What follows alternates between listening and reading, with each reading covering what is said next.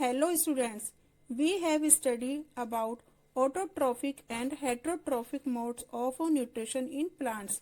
After studying about autotrophic and heterotrophic modes of nutrition, now we will learn some other modes of nutrition in plants. There are some plants which do not have chlorophyll and they cannot synthesize their own food. So, such type of plants depend on the food produced by other plants. They use the heterotrophic mode of nutrition. The example of such type of plants are parasite plants, insectivorous plants and saprotrophs. Now we will study about each of them in detail. First, we will study about parasite plants. Look at figure.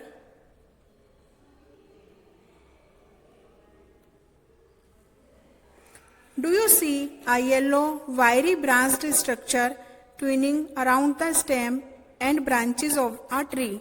This is a plant called cuscuta or amarvel. It does not have chlorophyll. It takes ready-made food from the plant on which it is climbing. The plant on which it climbs is called a host. Since it deprives the host of valuable nutrients, it is called a parasite. So, the plants which derive their food from the bodies of the host plants are called parasites. Students, are mosquitoes, bedbugs, lice and leeches that suck our blood also parasites? The answer of this question is yes.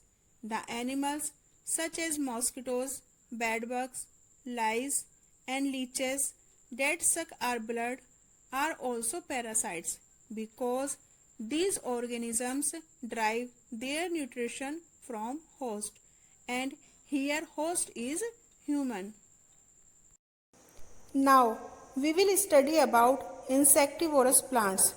You have seen or heard of plants that can eat animals. There are a few plants which can trap insects and digest them. Such plants may be green or of some other color. The example of insectivorous plant is pitcher plants. Students, look at figure. This is pitcher plant. In the pitcher plant, leaves get modified into this pitcher-like structure, and when an insect lands in the pitcher, the lid closes and the trapped insect get entangled into the hair.